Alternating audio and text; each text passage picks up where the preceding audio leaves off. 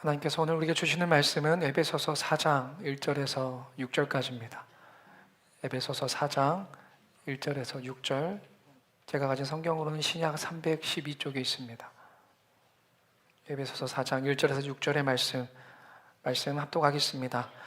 그러므로 주 안에서 갇힌 내가 너희를 권하노니 너희가 부르심을 받은 일에 합당하게 행하여 모든 겸손과 온유로 하고 오래 참음으로 사랑 가운데서 서로 용납하고 평안에 매는 줄로 성량이 하나 되게 하신 것을 힘써 지키라. 몸이 하나요 성령도 한 분이시니 이와 같이 너희가 부르심의 한 소망 안에서 부르심을 받았느니라. 주도 한 분이시요 믿음도 하나요 세례도 하나요 하나님도 한 분이시니 곧 만유의 아버지시라. 만유 위에 계시고 만유를 통일하시고 만유 가운데 계시도다. 아멘. 할렐루야. 어둠을 뚫고 참 빛으로 오신 주님의 그 거대한 크신 은총이 2026년 새해를 시작하는 여러분의 삶과 또 가정에 충만하시기를 주님의 이름으로 축원합니다. 말씀을 나누기 전에 이렇게 인사 나누었으면 좋겠어요. 오늘 말씀 주제와도 관련되어 있는데요. 우리는 주님 안에서 하나입니다 라는 그 인사말을 옆에 사람 바라보시면서 사랑의 눈빛으로 따뜻한 마음을 품고 같이 인사 나눠보겠습니다. 우리는 주님 안에서 하나입니다.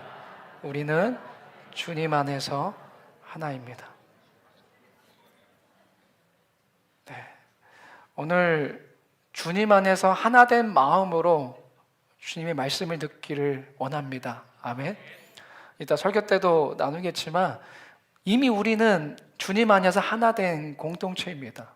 오늘부터 하나가 되라는 것이 아니고 원래 우리는 하나됨이었어요. 여기 아멘 소리가 적은 거 보니까 몰랐던 분들은 말씀을 통해서 우리가 원래부터 과거부터 태어나기 전부터 우리는 주님 안에서 하나됨의 공동체였구나라는 것을 깨닫기를 원합니다. 오늘은 주연절 첫 번째 주일인데요. 주연절이라는 것은 예수님께서 인간의 몸을 입고 오셔서 감추어져 있던 그 하나님의 영광을 세상에 드러내신 날이 주연절이에요. 그러니까 캄캄한 어둠 속에 있던 인류에게 구원의 빛이 비치기 시작한 이 감격스러운 날이, 이 절기가 바로 주연절입니다. 우리는 이렇게 생명의 빛을 따라서 한 해를 시작합니다. 특별히 올 한 해 우리 교회에 주신 표가 뭡니까? 우리 장로님도 기도하셨지만 하나님의 시선이 머무는 교회, 이 표를 가슴에 품고 우리가 2026년의 문을 활짝 열었습니다. 이 표는요, 역대하 16장 9절의 말씀에 깊은 뿌리를 내리고 있습니다. 오늘 한번 말씀을 볼까요? 화면을 보시면 됩니다. 역대하 16장 9절 상반절만 같이 읽어보겠습니다. 시작. 여호와의 눈은 온 땅을 두루 감찰하사 전심으로 자기에게 향하는 자들을 위하여 능력을 베푸시나니. 아멘.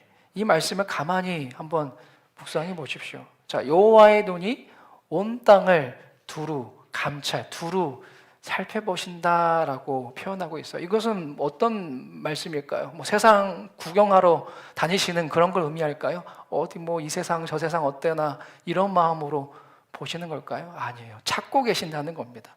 세상을 구경한다는 것이 아니라 간절한 찾음이에요.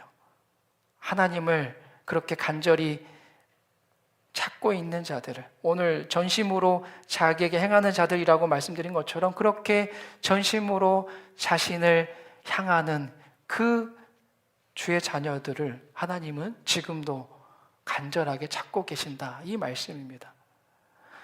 하나님의 눈길은 여러분 어디에 머물러 계실까요? 여기에 관련해서 우리는 생각해 볼 수 있을 것 같아요. 세상 사람들은 눈에 보이는 화려하고 거대한 그런 세상의 성공이나 그런 가치에 주목하고 거기에 시선이 끌리겠지만 하나님은 그렇지 않다는 거예요. 우리 시선과 다르다고 말합니다. 외모를 보지 아니하시고 중심을 보신 하나님이시기 때문에 말씀드린 것처럼 하나님은 전심,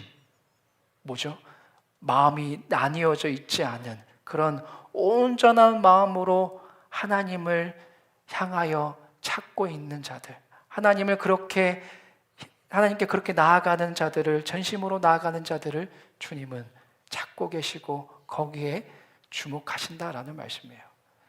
자, 그렇다면 이 온전한 마음, 나뉘어지지 않는 이 온전한 마음은 개인을 넘어서서 우리 교회 공동체 안에서는 어떤 모습으로 나타날까요?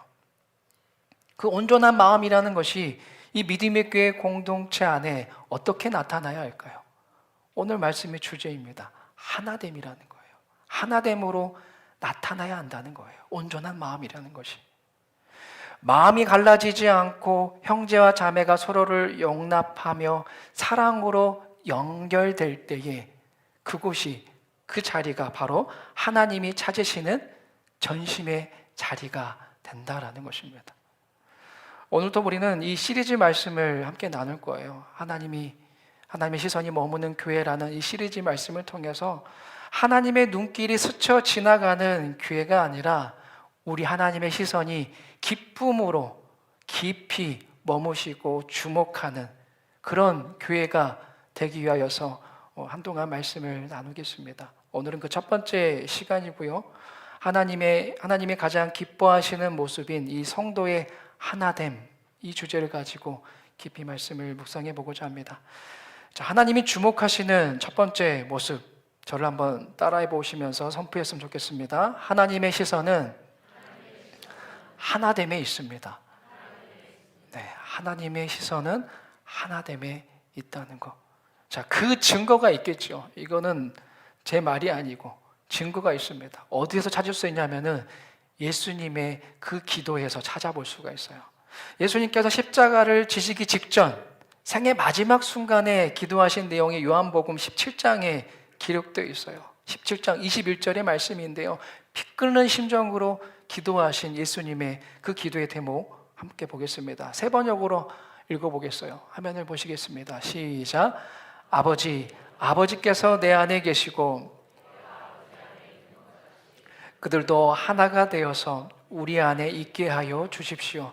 그래서 아버지께서 나를 보내셨다는 것을 세상이 믿게 하여 주십시오. 아멘.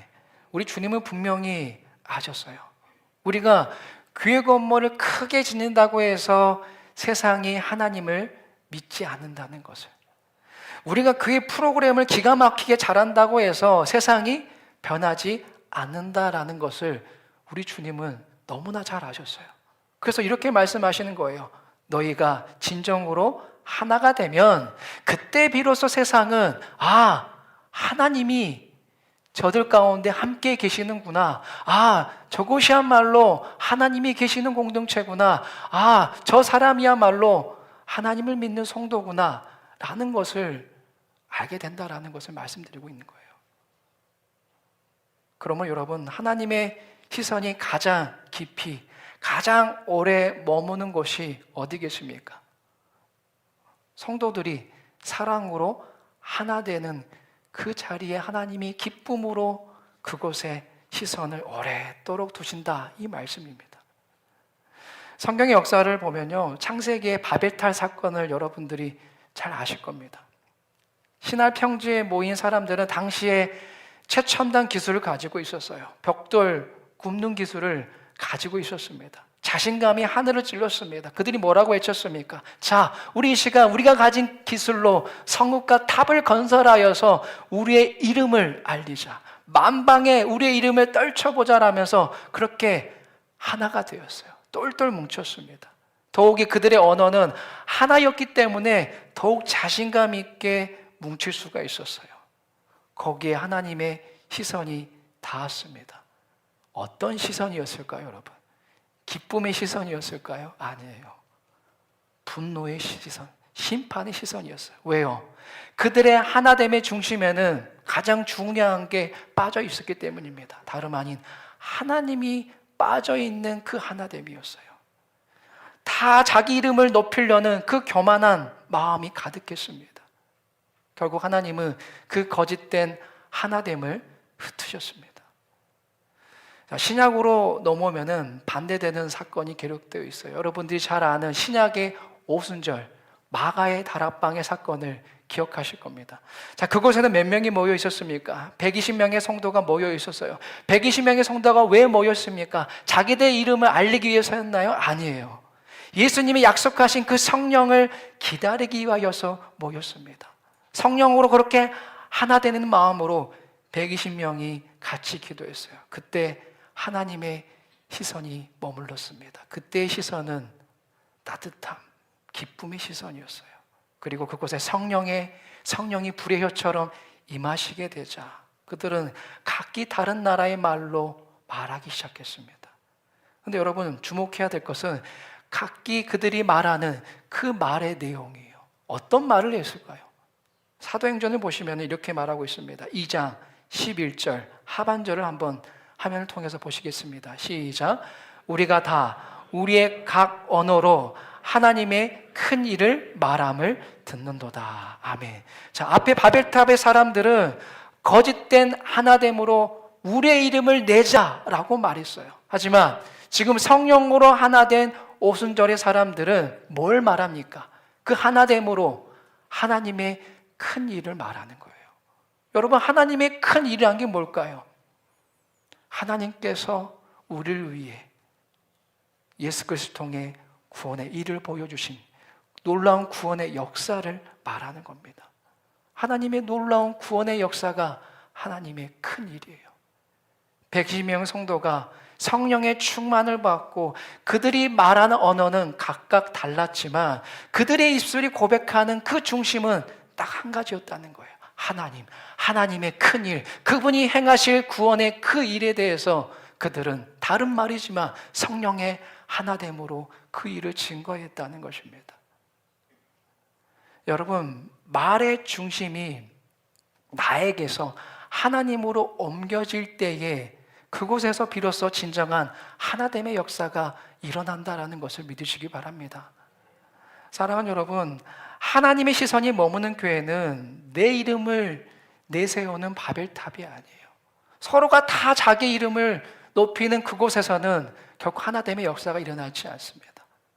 서로 다른 배경을 가진 사람들이 모였지만 한 목소리로 하나님이 행하신 그 크신 일, 그분이 행하신 놀라운 구원의 역사를 한 목소리로 성령의 하나됨의 모습으로 말하고 또 예배하고 그렇게 찬양하며 나아갈 때에 그곳에 하나님의 눈길이 머무신다라는 것을 기억하시기 바랍니다. 자, 다음으로 하나됨을 이루는 비결입니다. 믿음으로 또 함께 따라해 보겠습니다. 예수님의 포로가 됩시다. 자, 하나됨의 역사 어떻게 이룰 수 있을지 지금 우리가 외친 고백 가운데 숨겨져 있어요. 오늘 에베소서 4장 1절에 보시면은 자, 사도 바울은 자신을 이렇게 독특하게 소개하고 있어요. 상반절만 화면을 보시고 읽어볼까요? 시작. 그러므로 주 안에서 갇힌 내가 너희를 권하노니. 자, 앞에 보십시오. 주 안에서 갇힌 나라고 지금 사도 바울이 이야기하고 있죠. 실제로 지금 사도 바울은 로마 감옥에 갇혀 있는 상황이에요. 근데 물리적인 그런 상태를 말하는 것이 아닙니다. 여기서 말하고 있는 주 안에서 갇힌 나라는 것은 예수님께 완전히 영적으로 사로잡힌 포로, 자신은 그런 포로와도 같은 자다라는 그 신앙의 고백이에요. 여러분, 포로에게는 계획이 있습니까? 자기 계획이 있을까요? 계획을 세울 수가 없어요. 포로에게는 자기의 주장이 없습니다. 그저 주인의 뜻만 있는 거겠죠.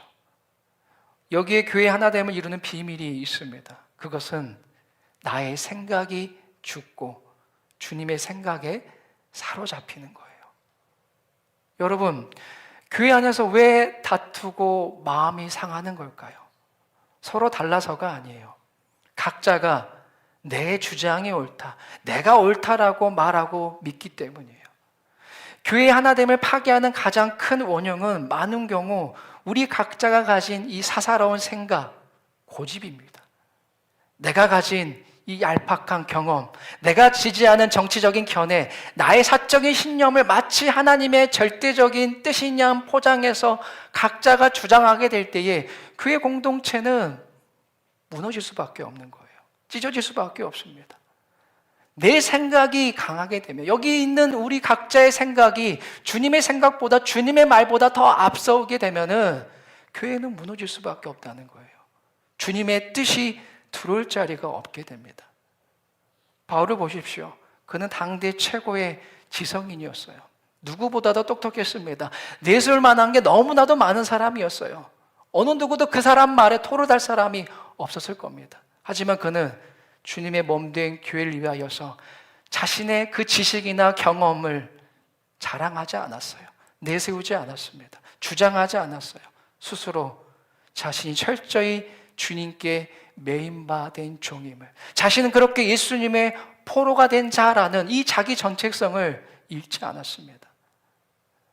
사랑하는 여러분, 내가 죽어야 교회가 삽니다. 믿으십니까? 목사가 죽어야 교회가 살고, 장로가 죽어야 교회가 살고, 권사가 죽어야, 집사가 죽어야, 아니 교회의 이 지체들 모두가 죽어야 교회가 사는 거예요. 반대로 내가 살게 되면 교회는 죽을 수밖에 없습니다. 내가 갇혀야, 내가 포로가 되어야 주님이 진정으로 주님이 되십니다. 오늘 여러분은 어떻습니까? 지금 누가 갇혀 있나요? 누가 죽고 있습니까? 내가 죽고 있습니까? 내가 지금 갇혀 있나요? 한번 자문해 보십시오.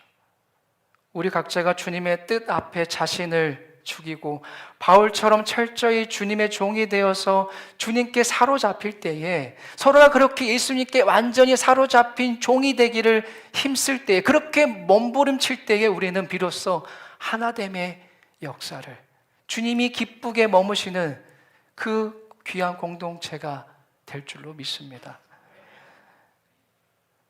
이렇게 예수님의 포로가 된 사람에게는요, 세상 사람들에게는 볼 수 없는 정말 놀라운 성품이 나타나요. 저절로 나타납니다. 이거야말로 교회의 하나됨을 지킨 성품이라고 할 수 있습니다. 이것도 결단하면서 따라해 보겠습니다. 겸손과 온유로 용납합시다. 자, 겸손과 온유, 이거야말로 하나님이 정말 주목하시는 성품이에요. 자, 오늘 사도 바울은 2절에서, 본문 2절에서 그 구체적인 덕목을 이렇게 제시하고 있어요. 4장 2절의 말씀 같이 읽어봅니다. 시작. 모든 겸손과 온유로 하고 오래 참음으로 서로 가운데서 서로 용납하고. 먼저 첫 번째로 겸손을 보겠습니다. 자, 구약의 잠언을 보면은 이 교만에서는 다툼만 일어날 뿐이다라고 이야기하고 있어요. 자, 분열의 원인은 언제나 내가 옳고 너는 틀렸다, 이 오만함입니다. 자, 그렇다면 겸손이란 게 뭘까요? 단순히 비굴하게 고개를 숙이는 것이 겸손일까요? 아니에요. 겸손은 귀를 여는 것입니다. 여러분, 뭘 연다고요? 귀를 여는 것이에요. 내 주장만 막 쏟아내는 것이 아니라 상대방의 그 생각에, 상대방이 그 말하는 그 말의 뜻에, 그 아픔에 귀를 기울여서 들어주는 태도. 귀를 서로가 먼저 열 때에 상대를 이해하게 되고 분쟁의 불씨가 꺼지게 된다라는 겁니다. 이 겸손의 마음이 하나님이 주목하시는 첫 번째 성품이에요. 두 번째는 온유입니다. 자, 온유라는 것도 그저 착하고 위약한 것을 말하는 것이 아니죠. 온유는 통제된 힘이라는 뜻을 갖고 있어요. 우리가 모세를 가리켜서 성경은 이렇게 말합니다. 온유함이 지면의 모든 사람보다 더하더라라고 했습니다. 이렇게 말할 수 있는 근거가 있어요. 출애굽의 그 역사를 한번 상상해 보십시오. 200만 명이었습니다. 근데 거기에는 정말 남자만 있었겠습니까? 어린 아이부터 해서 여자들도 있었을 것이고 노약자까지 합쳐서 정말 200만 명이나 되는 그 많은 사람들을 지금 40년 동안 광야를 이끌어가는 모세의 심정을 한번 생각해 보세요. 그 200만 명이나 되는 사람들이 좋은 말만 했겠습니까? 200만 명 중에 한 사람이라도 다 한마디 불평만 쏟아내면은 200만 개의 불평이 모세에게 들려지는 거예요. 먹을 것이 없다, 물이 없다, 왜 우리를 이런 곳에 데리고 와서 고생시키냐라면서 그 아우성치는 그 소리가 정말 일반 사람이었으면은 화병이 나서 못 견뎠을 거예요. 하지만 그 상황에서도 모세는 물론 분노를 일으킨 사건이 있긴 했지만 대체적으로 그는 분노를 머금고 폭발시키지 않고 그 모든 공동체를 품었다는 거예요. 하나님 앞에 무엇보다도 엎드렸습니다. 그 온유한 그 모세 한 사람 덕분에 이스라엘 그 공동체는 깨지지 않고 무사히 약속의 땅 가나안으로 갈 수 있었다는 겁니다. 그 온유한 한 사람 때문에. 또 우리가 아는 온유하신 분 누가 있습니까? 모세와는 비교도 할 수 없는 우리 예수님. 예수님 어떠셨어요? 십자가 위에서 자기를 조롱하고 침뱉는 자들을 향하여서 우리 예수님 전능하신 그 힘, 통제된 그 힘을 사용하지 않으셨어요. 보복하는데 그 힘을 사용하지 아니하시고 그 전능하신 힘을 오히려 용서하는데 그 힘을 쓰셨다는 거예요. 그 십자가의 그 온유가, 그 용서가 오늘 저와 여러분을 살리신 줄로 믿습니다. 그러므로 여러분, 주님의 몸된 교회는 목소리 큰 사람이 아니라 예수님을 닮은 온유한 사람에 의하여서 지켜지는 것입니다. 믿으셨으면 좋겠어요. 온유한 사람이 되기를 애쓰시기 바랍니다. 세 번째는요, 용납입니다. 자, 앞서 말씀드린 이 겸손, 온유의 마음이 준비될 때에 비로소 우리는 서로를 용납할 수 있게 된다는 것입니다. 여러분, 용납이란 게 무슨 뜻이죠? 내가 이번만 참는다. 이게 용납일까요? 그거 아니에요. 억지로 견디는 것 아닙니다. 자, 한 신학자는 용납을 아주 통찰력 있게 정의했어요. 이렇게 말했습니다. 용납은 타인이 바뀌지 않으면 받아주지 않겠다는 태도가 아니다. 타인을 품기 위해 나 자신을 변화시키는 것이다 라고 말했습니다. 참 아픈 말이지 않습니까? 쉽지가 않아요. 우리는 늘 이렇게 생각합니다. 저 사람이 변해야, 저 양반이 바뀌어야 우리 가정이 화목해진다. 저 집사가 바뀌어야 교회가 조용해진다. 저 권사가 없어져야 교회가 행복해진다. 이런 생각들을 우리가 쉽게 하죠. 하지만 성경은 다르게 말해요. 용납은 상대를 내 기준에 억지로 맞추려 드는 것이 아니다고 말합니다. 도무지 이해할 수 없는 그 사람일지라도 그 사람을 품기 위하여서 내가 넓어지고 내가 변해지는 거예요. 내가 변하여서 그 사람에게 맞춰주는 것입니다. 여러분, 이 놀라운 방식을 보여주신 분이 예수님이십니다. 예수님이 우리에게 그 용납이 무엇인지를 보여주셨어요. 여러분 생각해 보세요. 예수님께서 저 하늘나라에서 우리가 거룩하게 변화될 때까지 기다리셨다면은 내가 너희가 변화될 때까지 기다리겠다. 내가 그렇게 오래 참음으로 기다리겠다고 그렇게 하늘에만 계셨다면은 저와 여러분은 구원받을 수 없었을 거예요. 단 한 사람도 구원받지 못했을 겁니다. 하지만 예수님은 작정하셨어요. 죄인된 우리를 용납하시기로. 그래서 친히 우리와 똑같이 인간의 몸을 입고 이 땅에 오신 겁니다. 우리를 위하여서 죄인된 우리에게 맞춰주신 거예요, 여러분. 그렇게 용납하신 것입니다. 그 낮아지신 덕분에 오늘 우리가 하나님의 자녀가 된 것입니다. 사랑하는 여러분, 저 사람 어떻게든 고쳐봐야지. 자식도 내 마음대로 안 고쳐지는데 그러지 마십시오. 서로를 고치려 하기보다는 내가 먼저 낮아지시고 내가 먼저 어떻게든 그 사람과 맞춰지고 그 사람의 시선에 맞춰보고 그렇게 서로가 용납할 때에 하나님의 시선은 기쁨으로 우리 교회 공동체 안에 머물게 되실 줄로 믿습니다. 마지막으로 우리가 하나됨을 지켜야 할 근거입니다. 이번에는 가슴에 손을 얹고 한번 고백해 봅시다. 가슴에 손 얹으시고 우리는 주님 안에서 이미 하나입니다. 네, 우리는 이미 하나 된 존재라는 거예요. 여러분, 우리가 왜 이렇게까지 참고 견디며 하나됨을 지켜야 할까요? 이유는 명확해요. 우리는 본질적으로 하나이기 때문입니다. 남이 아니라. 오늘 4절에서 6절까지를 볼까요? 바울이 정말 숨이 찰 정도로 반복하는 단어가 나오는데요. 4절에서 6절 한번 같이 읽어봅니다. 시작. 몸이 하나요 성령도 한 분이시니 이와 같이 너희가 부르심의 한 소망 안에서 부르심을 받았느니라. 주도 한 분이시요 믿음도 하나요 세례도 하나요 하나님도 한 분이시니 곧 만유의 아버지시라. 아멘. 발견하셨습니까? 바울이 숨이 찰 정도로 말하고 있는 그 단어가 뭡니까 여러분? 하나라는 거예요. 하나하나 몇 번 이야기하고 있어요? 세보세요. 7번이에요. 이따 나중에 한번 세보십시오. 7번. 성경에서 7은 완전한 수를 말하지 않습니까? 뭘 의미하는 겁니까? 우리가 노력해서 하나가 되라는 말이 아닙니다. 하나님 안에서 우리는 이미 태생적으로 하나다. 그 선포의 말씀이에요. 너희들은 내가 하나 되게끔 처음부터 만들었다. 주님 안에서 그 이야기인 겁니다. 가정을 한번 생각해 보세요. 형제 자매가 치고받고 싸운다고 해서 남남이 됩니까? 호족을 팔 수 있어요? 부모님의 피를 나눴기 때문에 싫든 좋든 가족이에요. 한 형제 자매입니다. 부정할 수 없잖아요. 교회도 마찬가지예요. 우리 성향도 다르고 배경도 다릅니다. 하지만 우리는 예수 그리스도의 피, 그 피라는 놀라운 하나의 생명으로 묶여져 있습니다. 주님의 피값으로 세워진 교회예요. 그렇기 때문에 교회는, 그 교회의 지체들은, 우리는 시작부터 하나님 안에서 하나다라는 사실을 결코 잊어서는 안 됩니다. 여러분, 교회의 머리는 목사도 아니고 장로도 아니에요. 오직 예수 그리스도 한 분뿐이십니다. 할렐루야. 머리가 하나인데 몸이 2개, 3개, 4개 이렇게 되어 있으면 이게 정상적일까요? 그건 괴물이죠.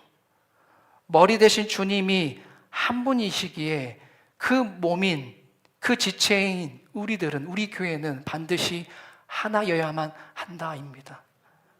그렇기 때문에 형제를 미워하고 편을 가르는 것은 하나님의 그 시선에서 볼 때에 얼마나 마음이 아프겠습니까? 이것은 하나님의 몸을 스스로 자해하고 있는 것과 같은 거예요. 하나님은 원치 않은데 우리가 억지로 하나님의 손을 들어서 하나님의 몸을 자해시키는 것과 같다라는 것입니다. 너무나 아픈 일이에요. 사랑하는 여러분, 하나님은 2026년 우리 교회 위에 당신의 눈길과 마음을 두겠다라고 약속하셨습니다. 이 말씀이 곧 표의 말씀이에요. 하나님은 우리가 얼마나 높은 탑을 쌓았는지, 우리가 얼마나 화려한 업적을 남겼는지 거기에 주목하지 않으세요. 우리가 얼마나 서로의 말에 귀를 기울이고 있는지, 얼마나 사랑하기 힘든 형제라 할지라도, 지체라 할지라도 그 형제를 용납하기 위해, 그 하나됨을 지키기 위해 애쓰고 있는지, 얼마나 그렇게 몸부림을 치고 있는지 그 중심을 보십니다. 말씀을 맺으면서 여러분께 간곡히 권면합니다. 2026년에는 성령의 대화를 나누시기 바랍니다. 아멘. 성령의 대화예요. 성령의 대화. 내 이름을, 내 생각을, 내 주장만을 내세우는 이 바벨탑의 언어를 버리시고 오직 하나님의 구원, 그 큰 일을 말하는 이 오순절 성령의 언어를 쓰십시오. 서로가 오고 가는 말이 바로 하나님의 언어가 되어야 돼요. 하나님이 이렇게 큰 일을 행하셨어. 우리 하나님이 우리 가정 가운데에 하나님이 나를 통하여서 이런 일을 행하셨어.